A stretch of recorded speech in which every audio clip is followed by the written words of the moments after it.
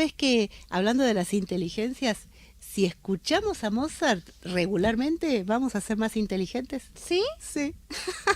¡Qué bueno! Las neurociencias han comprobado que la música de Mozart genera algunas conexiones en el cerebro que potencian la capacidad de razonamiento, de organización y la inteligencia. ¡Qué bueno! Es fantástico. Mira, yo intuitivamente cuando estudiaba en la universidad me ponía música clásica, no sé si específicamente Mozart, ¿no? Tenía un compilado y la verdad es que me sentía como más relajada y tenía más ganas de estudiar. Bueno, eso es lo que se ha comprobado ahora. ¡Qué bueno! Así que yo invito a tus oyentes a que en el auto o en su casa, ahora que hay tanta posibilidad con la tecnología, pongan música clásica en general, Mozart en particular. Hay incluso para los chicos Sí. una saga de Mozart Manía o de Mozart para chicos, que también las escuelas y los médicos que trabajan todo este tema de la relajación incorporan. Así que Mozart es un genio, pero por todos lados. ¡Qué bueno! Bueno, a escuchar Mozart, ¿eh? Sí. No hay excusas para decir no soy inteligente ahora. No. Bueno, hablando de inteligencias, Tere, contanos un poco esto de las inteligencias múltiples. ¿De qué se Bueno, trata? yo primero me gustaría contarte la evolución de la inteligencia. Ah, dale. Porque a principios del siglo XX, un tal Binet, en París, desarrolló los primeros, lo que sería test de coeficientes intelectuales, test del coeficiente intelectual, para pruebas académicas, para ver el rigor de los alumnos. ¿Viste que eso todavía sigue vigente cuando te dicen tenés un CI, un coeficiente intelectual de 130, entonces tenés una inteligencia superior? Claro. Eso sigue vigente. Pero desde la década del 70, un tal Howard Gardner, que es un psicólogo, empezó a investigar el concepto de inteligencias y detectó que las inteligencias orientadas a lo racional, como ser la capacidad para aprender matemática, la memoria, la capacidad de razonar, estaban muy bien y son bárbaras, pero no son las únicas formas de inteligencia que tenemos. Y él detectó como 8. Por ejemplo, considera inteligencia a la inteligencia musical, la capacidad de las personas de aprender o desarrollar música, la inteligencia corporal, la gente que hace deporte o gimnasia, la inteligencia que llamó sinestésica, que es la habilidad para moverte. ¿Viste? Del movimiento, claro. Cuando alguien se tropieza y Sí. dice es torpe. Sí. Bueno, tendría un bajo nivel de inteligencia sinestésico corporal. Mira, que la puede ampliar. claro. La inteligencia emocional, que hoy es muy trabajada en las empresas, esa capacidad para conectarte con los demás. La inteligencia social, también la habilidad para relacionarte. O sea, la inteligencia naturalística, cuando vos te conectás con otros seres vivos. Son formas de inteligencia. Y las llamo múltiples, porque todos las tenemos. Todos las tenemos. Algunos desarrollamos más unas que otras. Pero todos tenemos estas inteligencias en ciernes. Ahora, la sociedad valora la inteligencia matemática y la inteligencia del lenguaje. Claro. De hecho, todavía en las escuelas las docentes dicen, tal chico es inteligente porque habla bien. O tal chico es inteligente porque sabe hacer números. Claro. Que está muy bien, es importante, pero no es la única.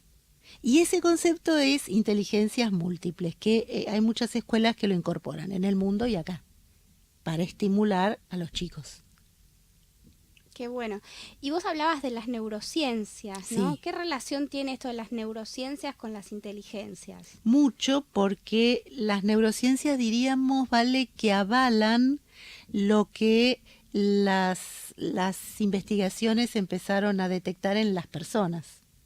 Desde las neurociencias sabemos que hay un hemisferio derecho de nuestro cerebro que tiene que ver con lo afectivo, con lo perceptivo, y un hemisferio izquierdo que tiene que ver con lo racional, con lo analítico, nos permite avalar lo que vemos en las conductas, ya sea como coaches o como consultores.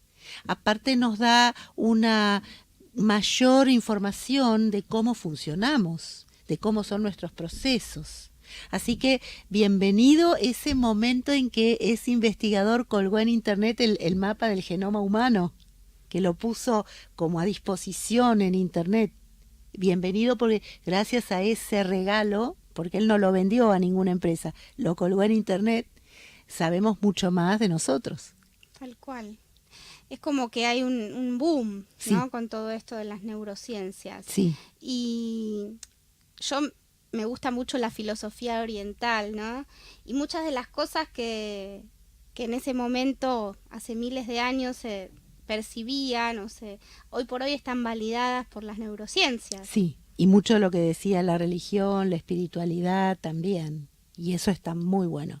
Ahora, conectando la inteligencia con los equipos, podríamos decir que cuando seleccionamos personas para una organización, está bueno también detectar este concepto de inteligencia, porque a veces, por supuesto, que sepan lo que es analizar cuentas, presupuestos, está fantástico según el puesto, pero muchas veces detectar su capacidad de inteligencia emocional o su capacidad de inteligencia social también es muy importante, porque es lo que les va a dar todo el desarrollo relacional para armar equipo.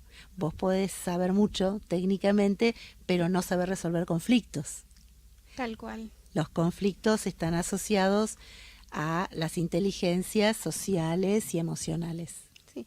No siempre los mejores promedios son a los que les va mejor No. en los trabajos, ¿no? Eso es otro descubrimiento. Muchas veces el que asciende o desarrolla más carrera no es el que más alto promedio tenía en la facultad o siquiera tiene una carrera de grado terminada.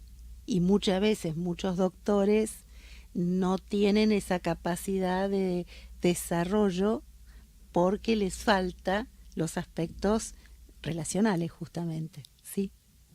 Y contame un poquito, Tere, cómo trabajás vos esto de las inteligencias en el trabajo en equipo. Mira, yo primero en mí lo trabajé en esto que yo me formé, el coaching, la PNL, la mediación, la psicología social me dio recursos propios. Entonces, el trabajo de desarrollar mi capacidad empática, mi escucha, la capacidad de poder conectar con el otro, eso es algo importante que me permitió desarrollar. Ahora, trabajarlo con los demás es empezar a generar a través de la capacitación la conciencia de cómo desarrollar lo que se llama competencias blandas, que no son competencias que se pueden agarrar o tocar, sino que se desarrollan, por eso blando, soft, a partir de la conciencia de que existen. Y eso lo haces con la comunicación, lo haces en talleres de reflexión, lo haces en coaching de equipos, lo haces en las formaciones que vos podés asistir, los cursos que trabajan las inteligencias de las emociones, la conciencia de cómo funcionamos, el tener más información de nuestro cerebro, básicamente el tomar conciencia. Se reduce a eso, tan simple. Es que es lo primero, porque la conciencia te conecta. Entonces, primero es la conciencia y luego es la conexión. Y después sí, el entrenamiento y la capacitación. Pero primero es tomar conciencia, es darse cuenta. Es lo que también en coaching proponemos, darse cuenta. Entonces, como vos haces un trabajo de intervención para que se den cuenta en dónde están, en qué situación, o como hablábamos en el primer bloque, los estadios evolutivos, y a partir de ahí empezás a hacer un entrenamiento en sus habilidades. Sí. Bueno, primero depende para qué me contraten, pero en general las empresas te contratan seguramente porque hay problemas de comunicación. El otro foco de contratación es por problemas de liderazgo. Y después por problemas de relacionamiento entre las personas. Sería como los puntos más importantes y comunes. Los tres tienen como base que las personas no se escuchan, que no saben cómo resolver sus conflictos, que si están enojados con otro, no saben qué hacer para disolver ese enojo, que creen que les pasa a ellos cosas y a los otros no. A veces no aceptan a los jefes pueden no estar entrenados en liderar. Así que la base es trabajar a través de la reflexión, a través de la capacitación, a través de la información. Mira, solamente el que la gente conozca la evolución de los grupos ya los alivia. Porque ya saben que si están en un estadio de conflicto, tienen que salir. Y no es que estén en un estadio de conflicto porque son malos, sino porque es una evolución de las personas trabajando en grupos. Sí, muchas veces pasa que dice, uy, bueno, no me pasa a mí solo, ¿no? Cuando Sí. ya está descripto es como que alivia. Alivia, y ese alivio te permite mirar de otra manera. Sí, sinceramente ya está todo escrito. Ya está todo inventado. Sí. Bueno, igual supongo que deben quedar cosas por seguir, ¿no? Inventando. Bueno, eso es lo bueno también de Construir Futuro. Tal cual. Como dice Jim Selman, el coach. Tal cual. Tere, y me gustaría que nos cuentes algún caso en donde vos trabajaste y fue, seguramente todos tus casos son exitosos, ¿no? Pero viste cuando decís, este caso es como el que más me marcó o el que más vi evolución. Yo ahí pensaría en instancias de formación con los alumnos que se forman para ser coaches. Uno, a nivel personal, que a mí me dio mucha alegría y me llegó mucho, una abogada que trabajaba en un estudio jurídico de estos importantes, famosos, casada hace años, y que dentro de su proceso, a través de las clases, fue contando su temor a la maternidad. Y entonces al principio su creencia era que ella no quería tener hijos. A lo largo de las clases fue abriéndose y fue compartiendo más que ella en realidad lo que le pasaba era que tenía miedo. Y en la medida que se fue metiendo más, se empezó a conectar sus miedos en relación con su mamá y cómo su mamá vivió la maternidad con ella. Y el poder empezar a ver esto le generó una movilización muy fuerte que le permitió tomar conciencia y separar lo que le había pasado a la mamá de sus propios deseos. Final feliz, quedó embarazada y ahora su hija debe tener como 5 años ya. Qué bueno. Ese fue un caso muy lindo porque había de entrada una no quiero decir resistencia más psicológico, como un rechazo con una creencia de que yo no quiero tener hijos. Y finalmente era, tengo miedo de pasar ese proceso por lo que vivió mi mamá. Y a nivel laboral, una organización pública, digamos, mixta.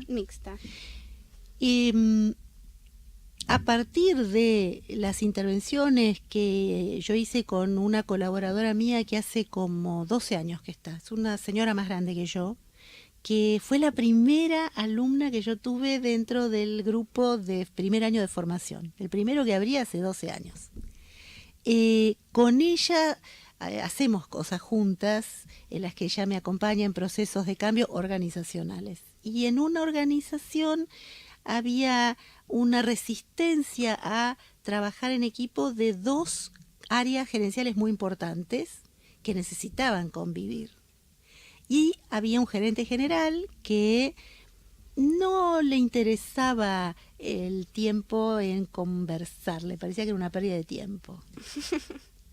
Lograr que tome conciencia de hacer, mirá lo que te digo, ¿vale? Una reunión semanal de 1 hora, pero de manera permanente, para empezar a conversar, fue un logro inmenso que después de bastante tiempo, llevó varios meses ese proceso, ahora ya no lo dejan. Es la reunión que tienen los tres, que además necesitan convivir y compartir, y eso impactó en los resultados, te imaginas, en forma exponencial. Tal cual. Y sobre todo, ¿no? Como la mirada del líder es tan importante en los equipos. Claro, sí, porque así como es el líder son los grupos. Así como, viste, como una familia, como son los hijos es por reflejo de los padres, los grupos son reflejo del líder. Y entonces ya en los equipos hay mucha conciencia de esto, y si bien hay un líder, también hay un autoliderazgo de los colaboradores del equipo. En cambio, en un grupo inmaduro se pone mucho en la figura de ese líder, muchas veces como si fuera un papá o como si fuera un amigo, que no está bueno. Pero eso también tiene que ver con la capacitación de ese líder para liderar a las personas y detectar el nivel de madurez. Tal cual. Y se me ocurre preguntarte, o sea, sé que en el coaching, en el trabajo que hacemos nosotras, la mayor herramienta somos nosotros mismos, ¿no? Sí. Pero con esto de las inteligencias y el trabajo en equipo, ¿hay alguna herramienta, además de tu presencia, tu escucha, que vos utilices para intervenir? Vos podés utilizar algunos test que permitan al inicio de un proceso tener alguna idea del nivel de, digamos, de perfil de las personas. Por ejemplo, para negociación yo puedo utilizar un test para ver el perfil de negociación que tiene cada integrante. Para liderazgo, un test de liderazgo. Hay test internacionales que te permiten detectar conductas y rasgos de comportamiento. No quiero hablar de personalidad porque no tiene que ver con lo psicológico, Claro. pero sí tendencias comportamentales, y eso puede ayudar. Después, por supuesto, la formación. Tanto vos como yo venimos de formaciones universitarias, de experiencia en organizaciones, que eso también es muy importante. Si vos, por ejemplo, y acá me permito dar otra opinión que por ahí pueda ser controvertida, no sé. Dale, dale. Vos tenés un psicoanalista. Ujú. El psicoanalista tiene una formación psicoanalítica, pero no organizacional. Y no es lo mismo. No es lo mismo que vos estudies psicoanálisis para hacer clínica, que esa misma formación llevarla a la organización. Y esto ha producido mucha frustración, porque muchos jefes me dicen, mira, vino un psicólogo que decía que yo no lideraba bien porque no había resuelto el duelo de la muerte de mi papá. ¿Y qué tiene que ver eso con que no lidero bien? Además, yo necesito una respuesta inmediata, no un proceso de psicoanálisis, que está muy bueno. Yo hice psicoanálisis, está muy bueno, pero depende el para qué. Entonces, las cuestiones que tienen que ver con lo psicológico, si no están esos profesionales especializados en organizaciones, no ayudan, porque no se puede extrapolar en forma lineal. Claro, tal cual. Por eso está toda la psicología organizacional. Exactamente, que es importante que se la tenga. Entonces, tanto vos como las personas que vienen de experiencias en empresas, en organismos públicos, con una carrera que tenga que ver también, bueno, vos sos coach, estudias muchas cosas de empresa, eso te da recursos para poder intervenir. Tal cual. Sí, y siempre yo soy una apasionada como también como vos del estudio, ¿no? Sí. Y buscando más herramientas y buscando más cosas como para para intervenir. Y la verdad que por eso hoy te decía, ¿no? Se reduce a eso, es como el darse cuenta es una de las cosas más importantes en este trabajo. Sí, sí, sí. Podemos usar todas las herramientas que haya, pero si el equipo no se da cuenta o no la gente no toma conciencia, no hay cambio. Exactamente, sí, coincido. Así que bueno, Tere, estamos ya cerrando. Me gustaría que digas algunas palabritas finales de lo que vos quieras compartir en este ratito que nos queda. Mira, aprovecharía para hablar muy brevemente de la importancia del contexto en las inteligencias. Dale. Porque eso que era la teoría del gran hombre, que un hombre podía cambiar una sociedad, eso ya es obsoleto. Eso es del siglo XX. Desde la teoría de los sistemas, década del 40 en adelante, sabemos que es el contexto donde tenemos que poner la energía. Y esto me gustaría decirlo porque el contexto tiene que ver con las comunidades, las escuelas, las familias, los grupos que viven en comunidad. Las inteligencias se desarrollan en contexto. No hay personas en forma individual que la puedan desarrollar por sí mismas. O sea que ser inteligente depende del contexto. Para nosotros en las empresas ser inteligente es resolver problemas. Pero la inteligencia tiene que ver con resolver problemas. Entonces, ¿qué es ser inteligente para nosotros? ¿Qué es ser inteligente para una tribu en África que a lo mejor vive sin electricidad? ¿Qué es ser inteligente para Oriente? Y depende de qué lugar de Oriente. Entonces, me gustaría dejar esta idea de la importancia del contexto, de cuánto vale el esfuerzo colectivo. Por eso la educación, por eso la formación en grupos dentro de un contexto.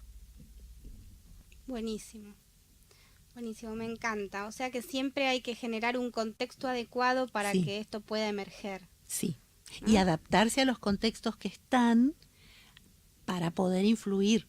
Y si quiero cambiarlos, primero tengo que conocer el contexto en el que estoy. Conocer, como yo digo, las reglas de juego que me rodea. Qué bueno. Me encantó, Tere. Gracias. Me encantó. Muchas gracias. Y bueno, siempre nos queda, viste, poco tiempo así que vas a volver seguramente Buenísimo. con otro tema. Buenísimo. ¿Sí? Yo encantada. Bueno, muchísimas gracias por estar acá. A vos, yo te quiero mucho, te respeto y te felicito por todo lo que haces. Bueno, muchísimas gracias. Yo también te quiero mucho, Tere. Gracias.